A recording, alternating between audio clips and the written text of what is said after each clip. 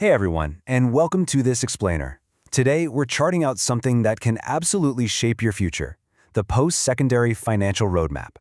You know, early financial planning isn't just about pinching pennies. It's literally about buying your future freedom. It gives you the power to make truly informed career decisions without being boxed in by financial anxiety. All right, here's our game plan for today. We're going to cover the cost of opportunity, breaking down total costs, finding the funds, weighing value versus cost, avoiding common financial pitfalls, and finally, your long-term vision. Let's get right into it. So, Section 1. The cost of opportunity. Let's face it, almost every single career out there today requires some kind of training after high school, right? And boom, immediately you hit a cost barrier. We can see this playing out perfectly with our case study today. Meet Mark. Now, Mark knows exactly what he wants to do. He's super interested in his specialized vocational program and the job prospects are fantastic. But there's a catch. His family is really sweating the tuition and living expenses. They're stuck on this super common but totally false idea that you can only get major financial aid if you're heading to a traditional four-year university. And man, that assumption is just putting up a massive roadblock for Mark. Which brings us to Section 2. Breaking down total costs. When you're looking at the total cost of attendance, tuition and fees, that's really just one piece of the puzzle. There are all these invisible, hidden costs that constantly catch people totally off guard. I mean, think about room and board. Whether you're in a dorm or renting an apartment, you still got to eat and sleep, right? Then you've got books and supplies, which for specialized programs like Mark's can be surprisingly pricey. Toss in personal expenses for daily life, and of course, transportation. If you want to accurately compare your training options, you absolutely have to account for every single one of these expenses. Moving right along to Section 3. Finding the funds. So here's the million-dollar question. How do you actually get your hands on the free and borrowed money that's out there just waiting for you? This is exactly the hurdle Mark has to clear to make his vocational dream happen. Well, the answer is the FAFSA. That stands for the Free Application for Federal Student Aid.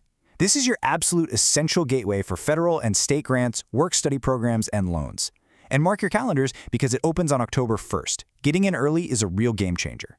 What Mark and his folks finally realized is that the FAFSA isn't just for universities. Nope, it applies directly to vocational pathways and trade schools too. Learning that, it literally changed everything for him. Let's break down how this money actually works. I'm a big fan of the rule of 3 here. You basically have free money, earned money, and borrowed money.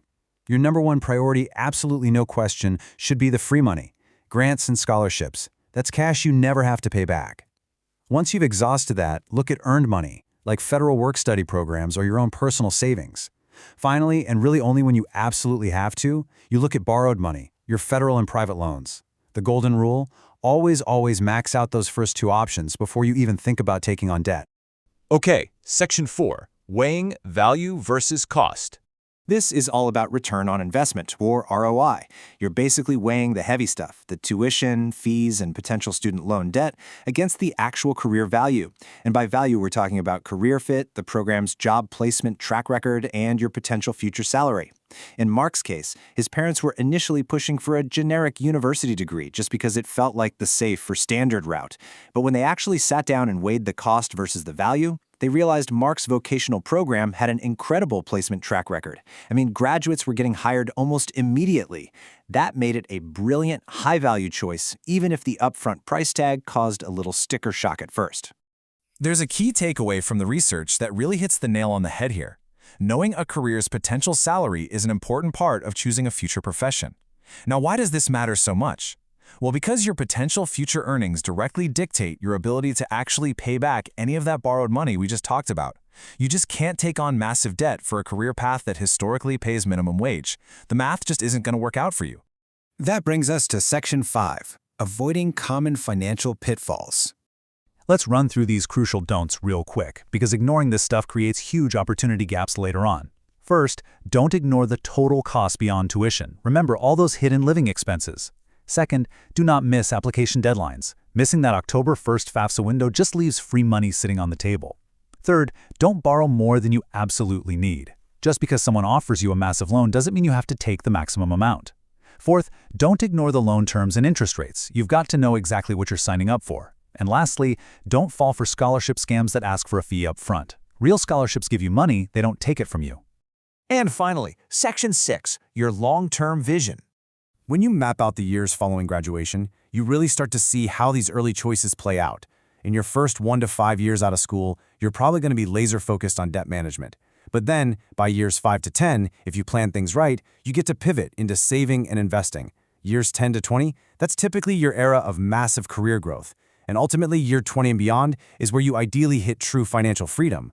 But the whole point here is that basic financial literacy, right now, and how smartly you handle student debt on day one are the literal stepping stones that make this entire timeline a reality. So what's the big takeaway from this explainer today? Well, here are your exact, immediate action steps. Number 1, calculate the true total cost of attendance for your preferred programs. Number 2, get that FAFSA submitted as early as possible after October 1st. And number 3, seriously weigh your program's return on investment against your expected debt. Mark followed these exact steps, completely conquered his family's financial fears, and now he is absolutely thriving in his chosen vocational career. I want to leave you with a thought to chew on today. Look at the roadmap you're building for yourself right now and ask yourself, will your educational investment unlock your financial freedom, or is it going to limit it? The choice and the planning is entirely in your hands starting today. Thanks so much for joining me for this explainer, and seriously, go run those numbers right now. You've got this.